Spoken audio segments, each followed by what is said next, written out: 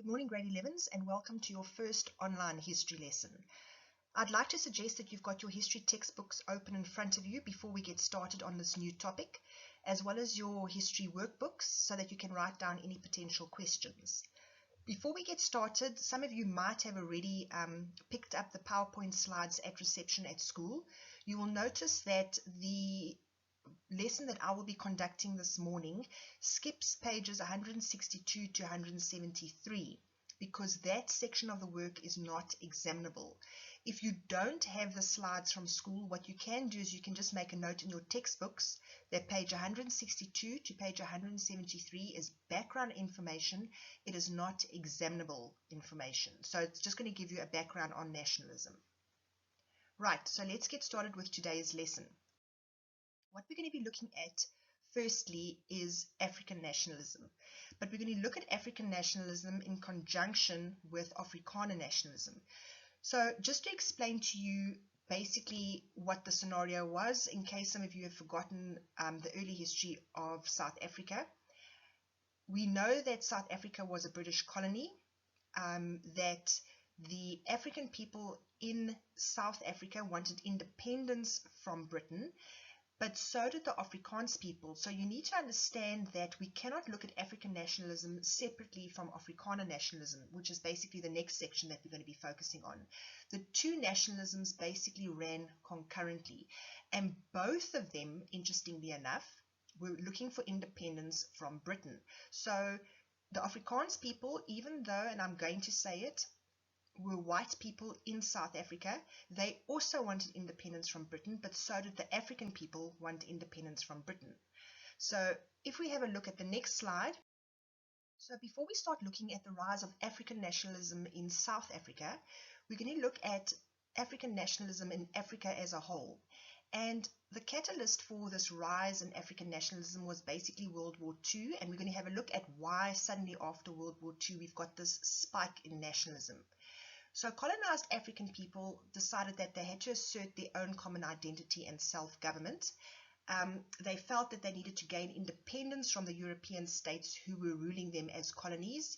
You should all recall that there were obviously different countries in Africa, or European countries in Africa, that were ruling African countries as colonies. South Africa was obviously ruled by the British, but we had France, we had Belgium, and a number of others involved in Africa.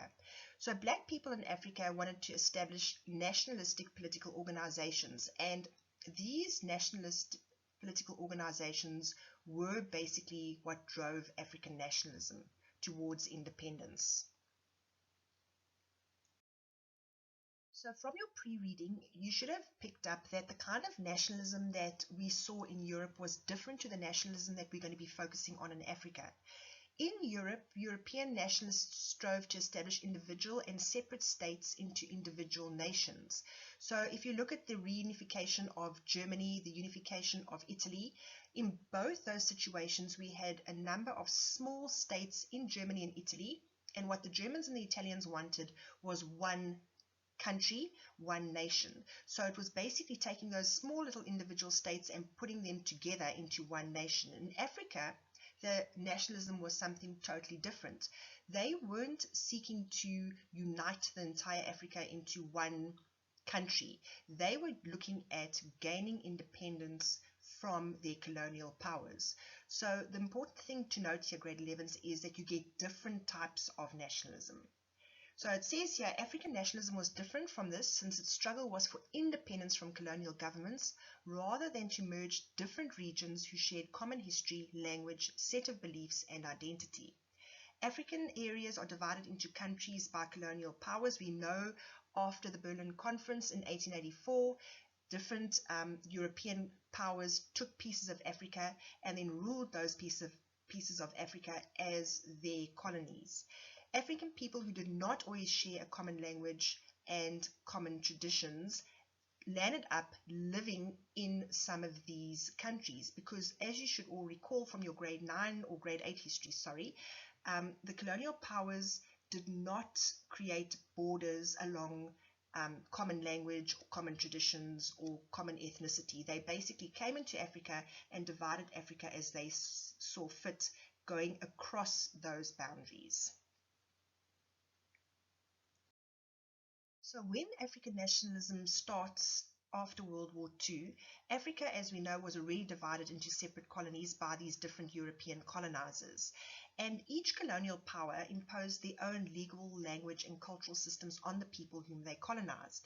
Interestingly enough, the colonial policies actually differed quite a lot. In terms of the British, who ruled South Africa, they were very much about the African people still maintaining their own language, um, cultural systems and so forth, as long as they generated money out of the country. The French, for instance, in countries like the Congo, were very much about creating African Frenchmen. So when we talk about African Frenchmen, they actually insisted that the Africans in those countries spoke French and did not speak their traditional languages. It says these systems formed the foundation for African nationalism, and the Gold Coast was the first African colony to become established as a nation state named Ghana. So the Gold Coast basically gained their independence first in Africa, and the rest of Africa basically wanted to follow suit, hence the rise of African nationalism after World War II. So as mentioned on the work planner that I sent you last week, this section on nationalism is basically going to be divided up into three parts. We're going to focus on African nationalism, which is a source-based question, the key focus being African nationalism in South Africa. The second question is going to be Afrikaner nationalism, which is going to be an essay question. And the third question is going to be the Arab-Israeli conflict and the nationalism that occurred there, which is also a source-based question. So we're going to get started on page 175 on the African People's Organization and the formation of the South African Natives National Congress, the SANNC, which was later renamed the ANC in 1923, and this all takes place from 1912. So before I get started with this section of history, I just need to put some of it into perspective. South Africa at the turn of the century, beginning of the 1900s, had just come out of a war between the British and the Afrikaners, commonly known as the South African War or the Anglo-Boer War, which was basically from 1899 until 1902. The Afrikaners are defeated in the war because obviously Britain wants possession of the gold and diamonds in this country, and they are not in a good space either. Hence the fact or the rise of Afrikaner nationalism at the turn of the century together with African nationalism.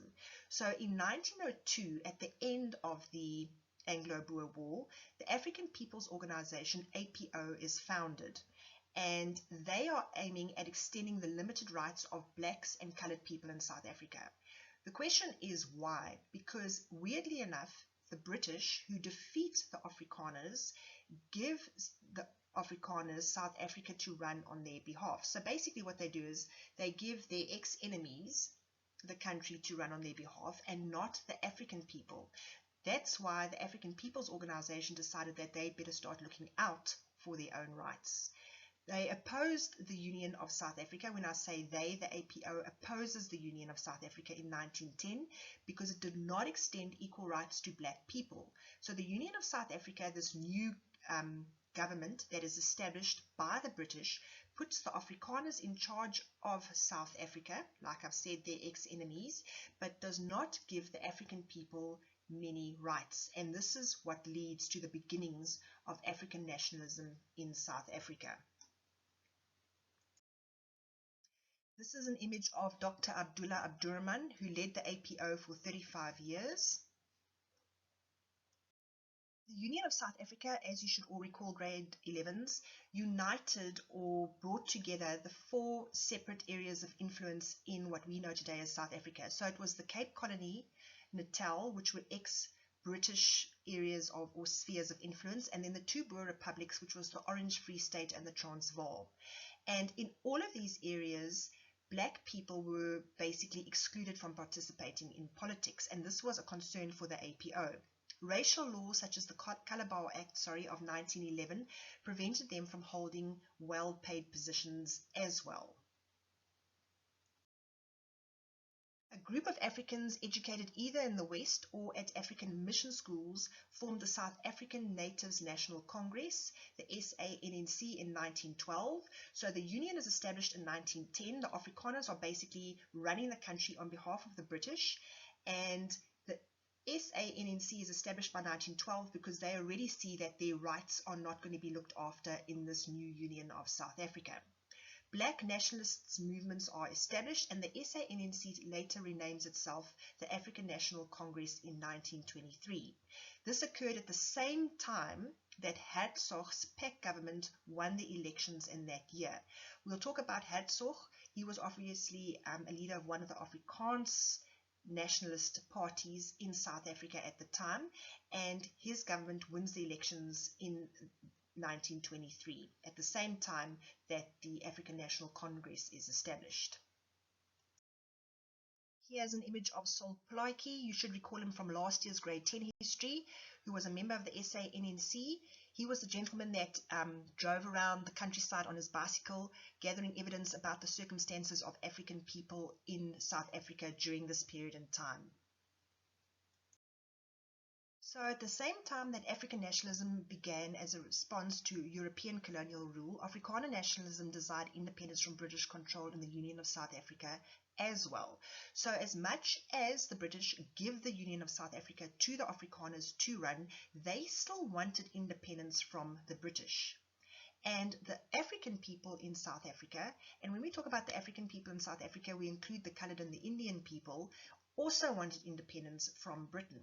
So from 1910 until 1924, the South African Party, SAP, was in power. So the South African Party, SAP, is the party that basically runs the Union of South Africa, and it's dominated by the Afrikaans people.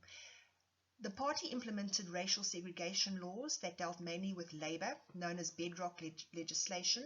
So we start seeing the beginnings of discrimination against people of color in this country. The Afrikaners obviously wanting to assert their power with the aim of ultimately getting rid of the British or getting Britain out of South Africa, and they are looking after their own interests at this particular stage in time, and that's why we see the racial segregation laws being implemented. The Natives Land Act of 1913 was passed by the Parliament of this new South Africa. So the Union government in Parliament passes the Natives Land Act.